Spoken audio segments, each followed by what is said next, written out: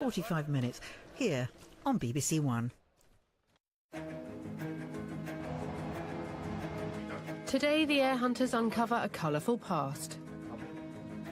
The bearded priest is unidentified, and of course it's Frederick. Tainted with moments of sadness. And I think he blamed himself for the deaths of two of the children. Yes.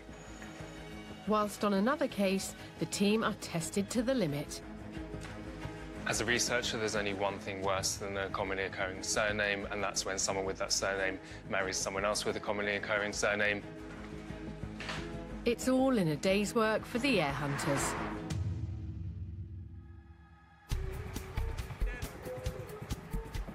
Some cases reveal the most fascinating facts about a family's history. His personal life was quite tragic in some ways. It would seem that the marriage didn't work out. And delving deep can uncover long-forgotten family secrets. So this is the case of Geoffrey Elliott Wilson. It's the case file from upstairs, so let's have a look.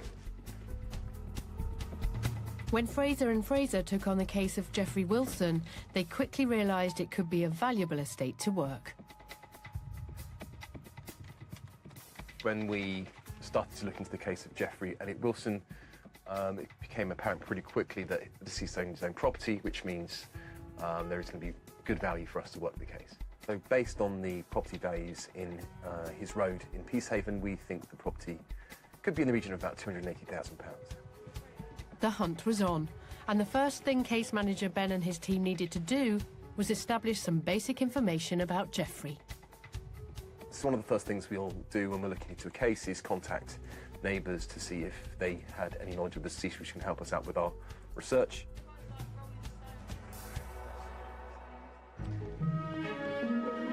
Geoffrey Wilson died in East Sussex on the 27th of May 2016. For years he shared his house with his mother, Mary, and he continued living there after she died in 2014. Neighbour Maureen Madden found Geoffrey to be a nice and friendly man. I've lived across the street from Geoffrey for 7 years now. He was a very good neighbour, a very quiet man. He looked after his mother when we moved here first. She lived with him. And sadly, she died about 2 or 3 years ago, and he was on his own. And we used to talk to him and ask him how he was getting on. So he was a very good neighbour, yes. There are no known photographs of Geoffrey, and Maureen says he generally kept himself to himself. Geoffrey was a very quiet, private man, but very pleasant to talk to. He had a sweet little face. He had nice twinkly eyes. He used to go to a pub in Newhaven by the river there. He used to go there regularly, so I guess it was a pub where sailing people met. But although Geoffrey may have been reserved, his absence has certainly not gone unnoticed. Quiet, sincere, a gentleman. I think he's missed from seeing him around. He was part of the community, though he didn't do things with people. He was somebody who was there. We used to enjoy our little chats with him, and as I said, he will be missed in the street because he was a good neighbour. So we're sorry that he's gone.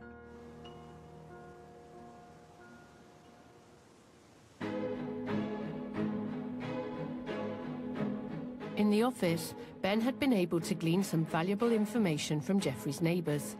We've soon discovered that he was never married, had no children. Next, the team had to find out if Geoffrey had any siblings. Geoffrey Elliott Wilson was born the 22nd of October 1949 in Hackney, the son of Leslie Percy Wilson and Mary Wilson nee Towersey. They married in 1940 in Barnet, had one other child, Gillian Leslie Wilson. If Gillian was still alive, she would be the sole heir to Geoffrey's estate. But sadly, that wasn't the case. She predeceased in 2010, so that's the point where we decided to go back on the paternal-maternal lines of the family. But early signs weren't good.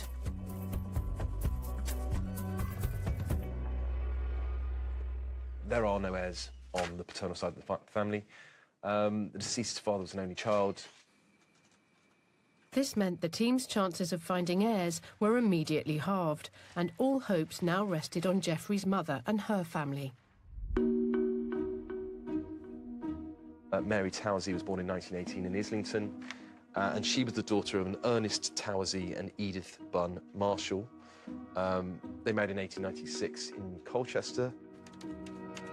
The next question for the team was whether Ernest and Edith had any more children. So the maternal grandparents had a number of other children. The deceased mother was actually the youngest in the family. The eldest daughter was a Mabel Victoria Towersey, born in 1897. Next, there was an Ernest Howard Towersey, who was born in 1903 in Southwark. Then there was Elizabeth Maud Towersey, born in 1906 in Shoreditch. John Towersey, born 1908 in Shoreditch. Thelma Towersey, born in 1914. And Jack Towersey, born in 1915. Ben was quickly able to rule out one stem, as Mary's brother Ernest had died a bachelor. However, research suggested that Mary's remaining 5 siblings all married and had children. Child other than the deceased mother was Jack Towersey. He married a Kathleen Denny in 1939 in Billericay and had 1 son. Next, there was a Thelma Towersey. She married a Sidney Nichols in 1934 in Islington. They had 1 child.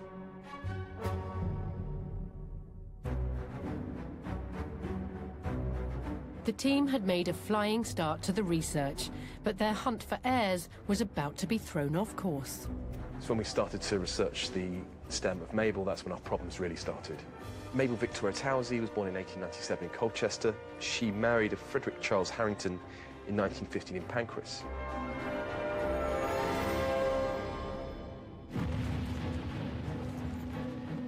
The couple married during the First World War, and at the time, Frederick was serving with the 2nd Battalion London Irish Rifles. Frederick's had quite a complex war. He's had 4 months on the Western Front at Vimy Ridge. He's then served in Salonika for probably 5 months. And then he's sent out to the Far East. He's been in Egypt and fought his way through Palestine against the Turks. So he's had a whole series of tough campaigns.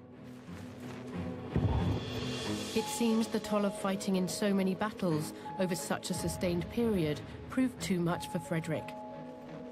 And he was discharged 9 months before the end of the war in 1918.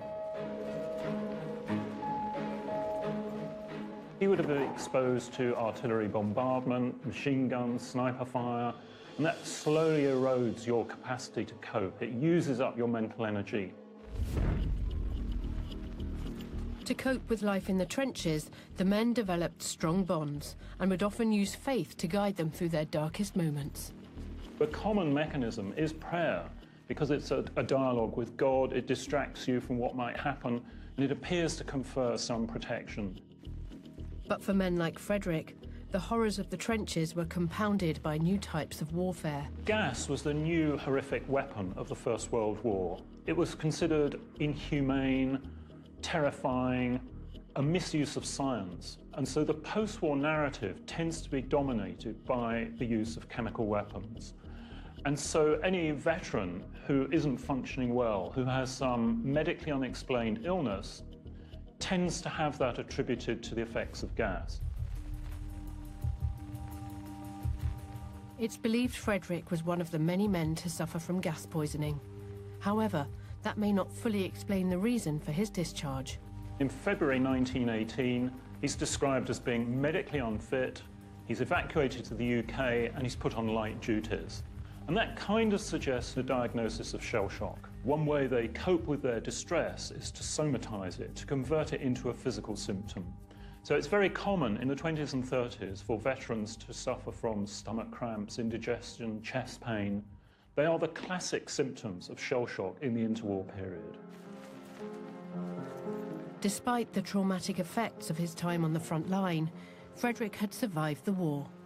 And as the air hunters were about to discover, he and wife Mabel went on to have more children. We conducted a birth search from that marriage and found 7 potential children. But as the team started looking into these children, they made a tragic discovery. We realised that Monica and Moya had passed away in infancy. Moya Harrington was born in 1921 and passed away in 1923, and Monica was born in 1924 and died in 1925. It's always quite sad when we discover tragic infant deaths on the cases that we work. You know, in this case, there were two that died and they were not even 4 years old. So very sad for us, and obviously we don't know the situation at the time.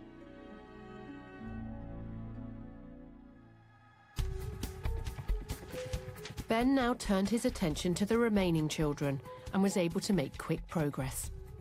One of them was still alive, and there were two other siblings that she had who had passed away that left children. There was a Patrick, who was the oldest, Patrick Harrington, who married a Winifred Edwards, and then there was an Eileen Veronica Harrington who married a Hall. The team were also able to rule out Francis, who had died a bachelor, which just left the stem of Wilfred to crack. But there was an issue with the seventh child, a Wilfred Harrington. We couldn't find any record of him alive, or having married, or having passed away.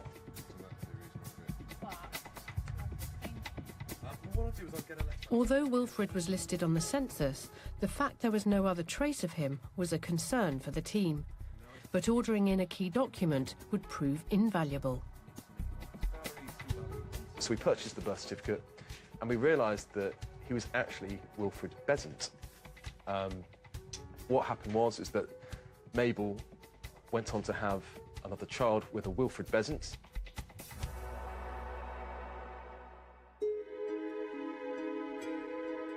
It was a surprising development, as Mabel was still married to Frederick Harrington, and it posed some problems for the team. Children born out of wedlock is quite unusual, but it does pop up every 30 to 40 cases that we look into, and it's a real headache for us because we need to identify who they are and where they belong in our family tree. The team now wondered how many more children Mabel had had with Wilfred Besant.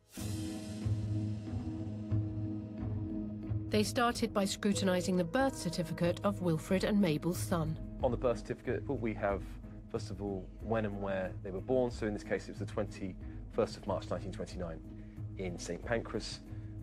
We have his full name, which is Wilfred. We have the name of his father, which is Wilfred Besant, and the name and surname and maiden name of mother. In this case, we have Mabel Victoria Harrington, formerly Towersey, a restaurant waitress. Then it goes on to list the occupation of Wilfred's father, and that's of a hotel waiter. And as the team dug deeper into Mabel's relationship with Wilfred Besant, the case entered a new dimension. The bombshell in this case was that Mabel Towersey had 6 children by Mr. Harrington, and then went on to have 3 further children by Wilfred Besant. With the family tree turning into a web of increasing mystery, would the team ever be able to find the rightful beneficiaries?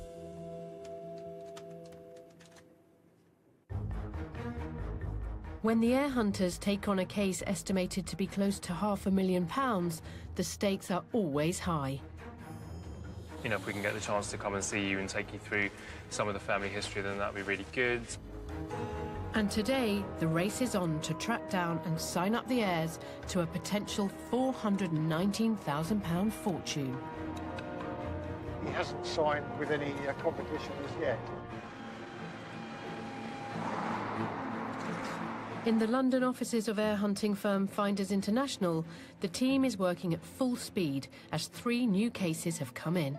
So today there's been quite a few ads on the BV list today. Now, I've had one in with the name of Carol May Chase. Now, she passed away in October this year. Now, we know that she owned her property when she passed away, and we know that she was married. Her maiden name was Hughes, so initially when we've picked up this case, it could be quite a tricky one with that surname. Carol May Chase, who was a widow, died on October the 1st, 2016, aged 76. She passed away in a hospital close to her home in Wallasey. As I'm going out about 10 to 8, the ambulance came down the road and found, another neighbour who saw us said, well, I don't know what it was all about. She walked into the ambulance. He then got a phone call to say they were moving her to Broad Green, and she died that night. So it was all very sudden. And it was a shock. Although she'd not lived in the area long, Carol had become the life and soul of the local community and is remembered fondly for her love of life. She'd been up here for just on 2 years and had joined a tap dancing group, Pilates, and she'd always done Scottish country dancing, so she'd joined a group here. And she used to go off to Scottish balls and what have you. And yeah, very active and talkative, to say the least. And Carol also kept an interest in her former work as a teacher. One of the ladies who'd been at St Edmunds with her said she was a great one for reunions, so she always went to their school reunions.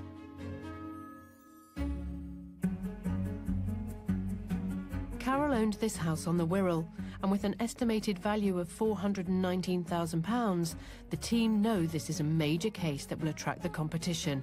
They need to work fast. I'd be lying if I said there wasn't an increased sense of pressure and priority when we think a case is going to be more valuable.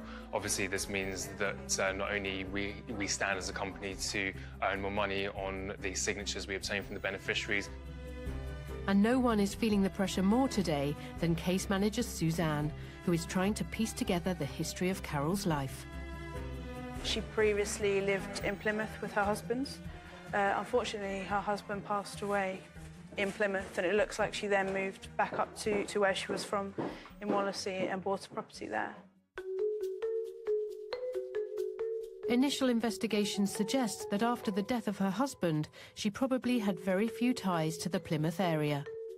Her and her husband didn't have any children, so this means we're having to look at whether she had any siblings at all. So we found that she was an only child, so we've had to look at both the maternal and paternal families. Now we've taken a look into the maternal family. The surname's Glennie, so that looks very good to work with. However, there's just one sibling of the deceased mother. Now he passes away quite early on, so he's only 23 when he passes away. There's no heirs on that side at all. Turning her attention to the paternal side, Suzanne is struggling to tie down the right family. We're looking into the Hughes family. Now, it's proven to be quite difficult, as the deceased father, he's born in 1912. Now, this means that we can't find his family on the census. Luckily, I've picked him up on the 1939, which has given me his parents' names and a brother and a sister. So that's really a great start.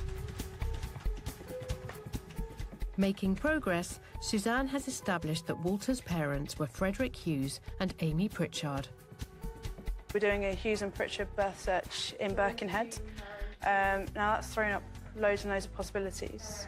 There's actually one with the first name Frederick and one with the first name of Amy. Now the parents' names are both Frederick and Amy. So initially when you first see those names you think they're both their children. But looking more closely at the birth register, it's clear to Suzanne they were only born 3 months apart, so can't be siblings. With the estate estimated at close to £500,000, rival companies will also be racing to find heirs. So Suzanne needs to decide which line to eliminate and which to focus on. Making the wrong choice could spell disaster. With the pressure on, Suzanne makes her decision. Amy dies a spinster quite early on, so I think I'm just going to go with Frederick's line and just wait for the certificate and just hope that it's right.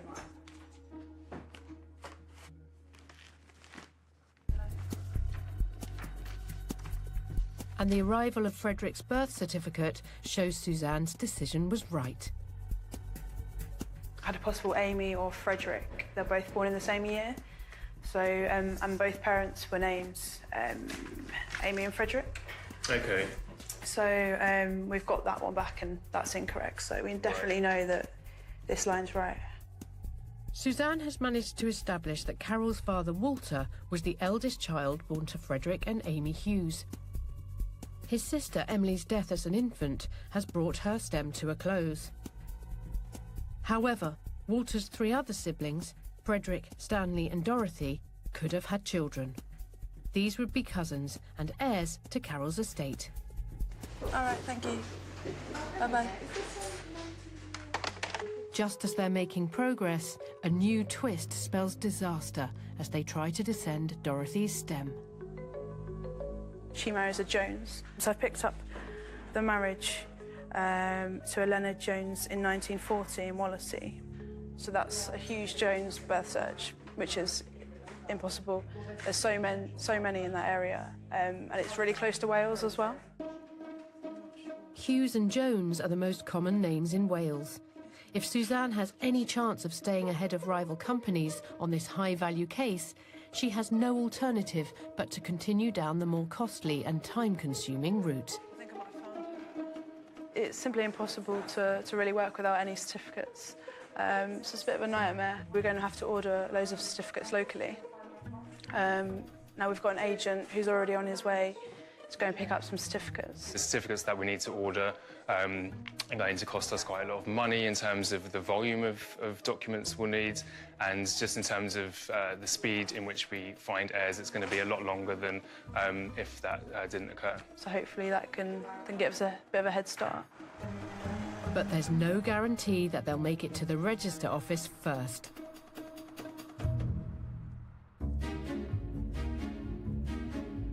Every year in Britain, thousands of people get a surprise knock on the door from the heir hunters. I was quite surprised, a little bit shocked to find out that I had a long-lost relative who's passed on. As well as handing over life-changing sums of money, the heir hunters' work can bring long-lost relatives back together. I was surprised, very surprised. But thousands of estates have eluded the heir hunters and remain unsolved. Today we've got details of 2 estates that are yet to be claimed. Could you be the person the heir hunters have been looking for? First is the case of Frank Laird, who died on the 22nd of July 2013 in Salisbury, Wiltshire. Born in Scotland, Frank is thought to have siblings living in Australia. His estate was advertised by the Treasury's Bonaventia department, but so far, no one has come forward with a valid claim. Is there a chance you're related to Frank Laird? Next is the case of Marion Elizabeth Alton, who died on the 20th of March 1987 in Salford, Manchester. However, it's not known where or when she was born. Marion was the widow of Frederick Alton, and the name Alton has strong links with the counties of Lancashire, Yorkshire and Derbyshire. Are you an Alton? Do you hold the key to unlocking an estate that could be worth a fortune? If so, you could be in line for a surprise windfall.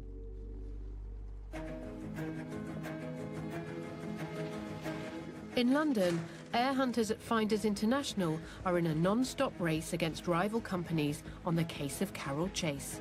Her estate is worth close to £500,000 and will have attracted the attention of the competition.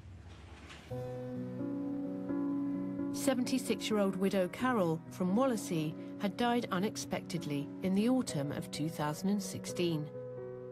Full of life and active to the end, Carol left a lasting impression on all who knew her. She was a character, let's put it that way. She will be missed. But I think it was the suddenness of it all that shocked us all.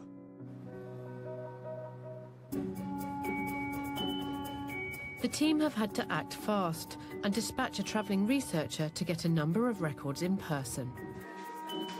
In the meantime, the search is gathering pace as the team look into the siblings of Carol's father, Walter. So we've got these certificates. Okay, so now we can find more people without having to... Oh, well, so yeah, Hughes, Jones. Dorothy's stem is on hold as she married a Leonard Jones, and it's impossible to work this line without documentation. So the team turn their attention to Walter's brothers, Frederick and Stanley. And a closer look at Frederick's wife's name reveals a startling coincidence and another potential stumbling block. Now he marries a Jones as well. So again, it's another huge Jones birth search in the Birkenhead area. He dies in Holywell in Wales, so it's all very close, I think. And Jones in Wales is simply impossible to work without certificates.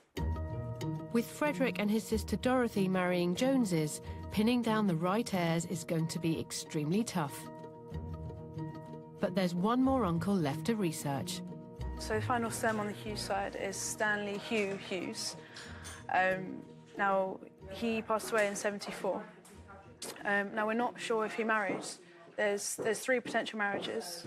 I think I've ruled 2 of them out, linking to different Stanley H. Hughes. And I've gone with Regina Graham. Now, she dies in 2005. I've ordered that death as well in hope that the informant is listed and maybe there's a daughter or a son. So we'll be getting the certificates all in today. Our representative's gone down to the registry office to pick them up. So we're hoping they'll be in, hopefully, around 1 or 2 today. With time ticking, the pressure is on for the heir hunters. The certificates are in, and it's all hands on deck as they pick up the line descending from Frederick Norman Hughes for a second time. And the hard work is paying off as Suzanne makes a breakthrough and finds 2 of Fred's daughters. She quickly makes contact. Your husband's brothers and sisters that are living, and then also I'll see if I can find their children as well. For Suzanne, the information is vital in helping her establish who Frederick and Lillian's children are ahead of the competition. Now, out of the 8 children, 1 had passed away as an infant. Frederick and Lillian, both named after the parents, passed away.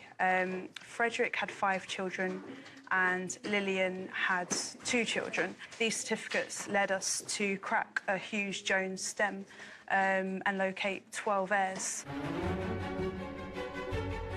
With 12 beneficiaries stemming from Carol's uncle Frederick, every precious moment counts if the team are to locate them all and sign them up before their rivals. It's all hands on deck. We know that any potential competition looking at it are going to be putting more resources into it, so we have to put everyone together. We have to fight harder, if you like, to get signatures from the heirs and to find everybody in the quickest time possible. Can I get you to take a look at a couple of stems for me? With the end in sight, Suzanne still has to establish if Carol's Uncle Stanley and Aunt Dorothy had children. We ordered the certificate of Stanley's wife, Regina Hughes. It came back into the office, and as the informant, we thought a family member was listed, so that was perfect. But things aren't that straightforward, and the name on the certificate is that of a family friend. The team contact her in the hope she may have some knowledge of the Hughes family. She was actually able to provide us with a lot of family information. Stanley and Regina had 2 boys, Trevor and Glyn, and they'd both unfortunately passed away as well. So I think they were fairly young when they passed away. They were only in their 50s. But despite having died relatively young, they both had 1 daughter each. Today, travelling representative Parmjit is on his way to visit Deborah, who is Stanley and Regina's granddaughter and Carol's first cousin once removed. Hello, Debbie. Nice to meet you. Yeah. We'll just come and show you the family tree. Okay. This is the family tree. It's a bit long. And, okay. We'll start from over here. Okay. That's Carol, who's passed away. Her dad was Walter Pritchard Hughes, and he was brother of your grandfather. Your great-grandfather was Frederick. And then he had 1, 2, 3, 4, 5 children. Okay. After one of those, one was an infant death, and the other ones are, some are surviving, those are not. Their children are beneficiaries. You can see we've got a number of beneficiaries there. Your obviously line is just the 2. Then we've got Dorothy, who's got 2. Then we've got Frederick, who had 8 children. Right. And out of those, Frederick's passed away and he's got 1, 2, 3, 4, 5 children. And Lillian's passed away and they've got 2 children. I don't know how much you knew about your family. I don't know a lot on my dad's side at all, to be honest. Yeah. Because he died when he was 51, didn't really talk a lot about them, and I thought it was just me. My dad passed away when I was 27, and not long after everyone else did, and then I thought it was just me. Shocked by the discovery of this newfound family, Deborah tries to piece the puzzle together. Relatives that I knew about were my dad, Glyn, my uncle Trevor, my nan, their mother, and Trevor's daughter. I knew her when I was at school. My dad, he had MS, and sadly passed away when he was quite young. And Trevor passed away not long afterwards, and then not long after him, my nan passed away. With most of her close relatives gone, the call from Suzanne caught her unawares. It was a big shock when she started coming out with. I mean, I'd never even heard of Carol. Yeah, the more she went into it, the more it's exciting, isn't it? It is. It's just mind-blowingly exciting. It's something like this could happen, and I get to discover there's more out there now. But now Deborah's got over the initial shock, she and her family are enjoying learning about the Hughes family tree. My husband just thinks it's brilliant, and he's really made up for me. Right. Can I keep a copy? We'll send you another. This is an edited version only. Yeah. But once we've finished it all, you'll be able to get a full copy. Back in the office, all the loose ends are being tied up, with 16 beneficiaries having been traced to Carol's estate. We were able to get representatives out to see them, and they all retained our services. So that just shows, how good it is to get certificates in on the same day from registry officers. And Suzanne's hard work means the world to Heir Deborah. It made me want to find out loads more about my family. I instantly started to look online at the time, and I really successfully traced my mum's side way back to my great-great-grandparents, but I failed a bit on the Hugheses because it's a very popular name, and in Liverpool there's a lot of Hugheses. What's happened now is a new lease of life, really, to try and rekindle that family connection I have again. Raise a toast to Carol,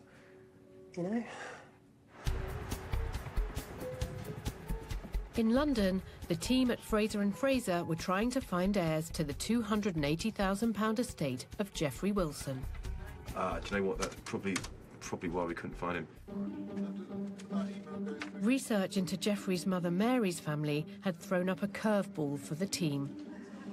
Mary's sister, Mabel Towersey, had married soldier Frederick Harrington in 1915, and they'd had 6 children.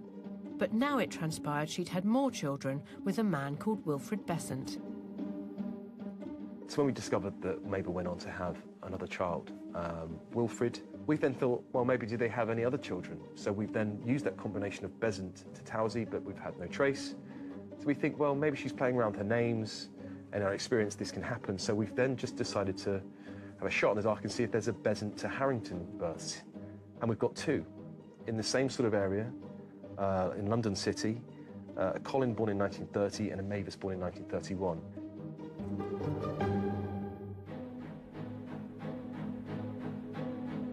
But a key question remained.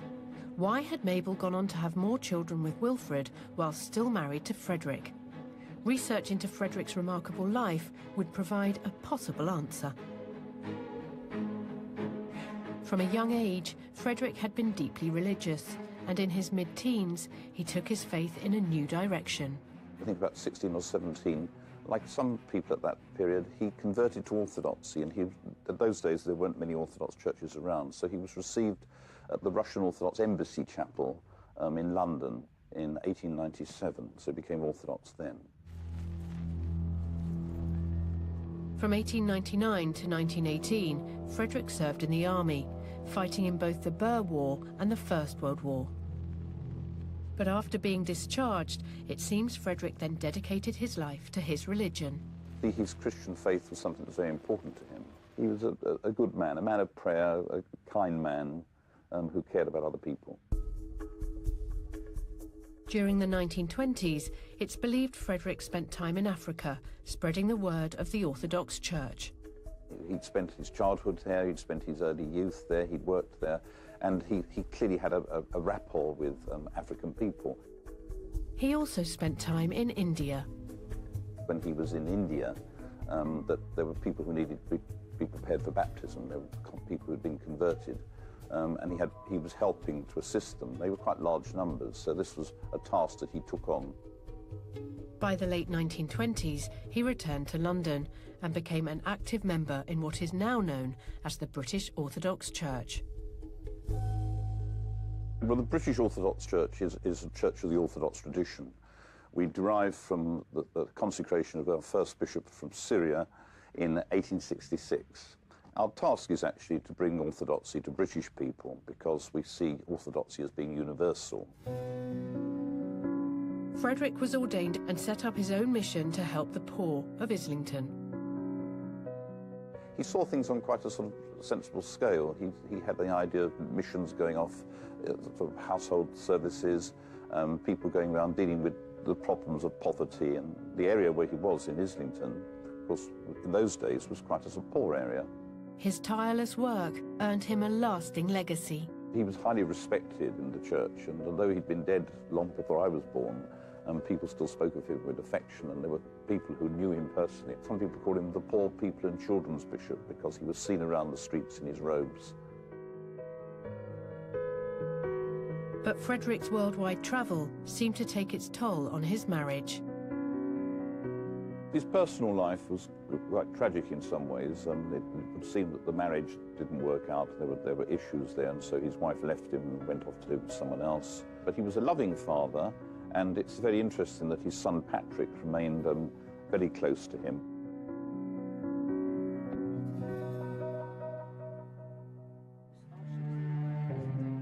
In the office, the heir hunters had made a sad discovery about Frederick's wife Mabel. In 1934, her life had been tragically cut short. She dies aged 37. She has 7 children alive. Mabel's early death was a potential problem for Ben and the team. So around that time when Mabel passed away, if the father didn't have the resources to look after the children, or if the family couldn't help out, the extended family that is, the children were probably put into care. Ben's suspicions were soon confirmed. When we found out that the family had been put into care, it's more difficult for us to confirm our research. They've obviously been disjointed over time, they've lost contact, or they just have no knowledge about certain events in their family or potential relations. So, very difficult for us to research. Despite this hurdle, the team were able to trace the descendants of all of Mabel's children, and it wasn't long before they began finding potential beneficiaries.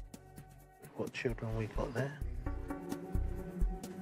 3 of them were Leslie, David and Michael, the children of Frederick and Mabel's eldest son Patrick. And when Ben delivered the news, it brought up some difficult memories. Oh, I think it was to do with my grandmother, because my grandfather was away out of the country a lot of the time when he was on business. She got involved with somebody else, had 3 further children.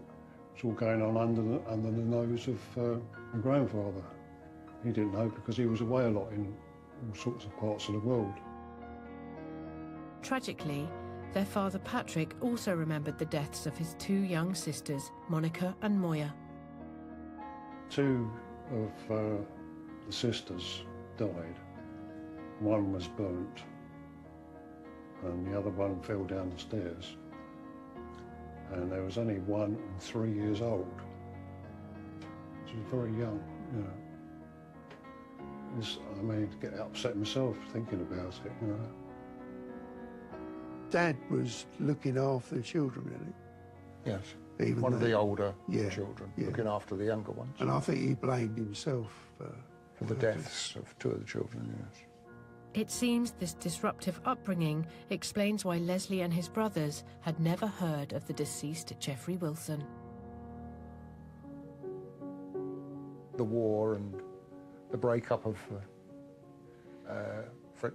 grandfather Frederick's family effectively broke the family to pieces, and we knew nothing about that side of it. Mm-hmm. I suppose that's fairly common. After a tricky search, Ben and the team had now managed to locate a total of 23 heirs to the £280,000 estate of Geoffrey Wilson. So the most important thing on the case of Geoffrey Wilson is that we've reconnected the family, not only on the stem of Mabel, but generally the whole family. And so it's going to be an eye-opener for everyone once they have a copy of that family tree. And it's actually the church library as well, which is really good. Right. Yeah. Oh. Hello, welcome. Good, it's lovely to see you. But for Leslie, David and Michael, a new journey is beginning. Becoming heirs has made them want to find out more about their ancestors, especially their grandfather Frederick. And today they've arranged to meet Seraphim. The thing that also is important for us is, of course, we've got this pastoral staff, which is interesting because always the tradition was that your father made it for Frederick. Yes. And in fact, it was interesting because it passed down, and my predecessor, when he was consecrated a bishop in 1944, he used it on that occasion. And when I was made a bishop in 1977, I also used it. So it's been something that's been passed down. Was he skilled with sort of making things? He was a cabinet maker. Oh, he was a cabinet maker, but I'm surprised he didn't carve it then, really, because in a way... And Seraphim has some interesting things to share. Somebody wrote a book about a religious community that came into link with Frederick, but it didn't come to anything. But there's a picture in it, and it says, "The bearded priest is unidentified." And of course, it's Frederick. Inside, he's annotated it in pencil. This is the picture that, as I said, is the companion. And there's that one as well. Oh, yeah, I've seen that. You've seen that one, yeah. Meeting Seraphim has given the brothers the chance to connect with the grandfather they barely knew. Lovely, super, lovely. It's been a very interesting visit. It's provided a lot of answers to the questions I've been having for years. I just can't imagine how he got the time to do it all. Going around the world, you know, different places. Just amazing. I've learnt so much, and one of the difficulties, of course, is the more you know, the more you realise you don't know. There's lots and lots of gaps and lots more questions, but hopefully we can fill in some more of those gaps.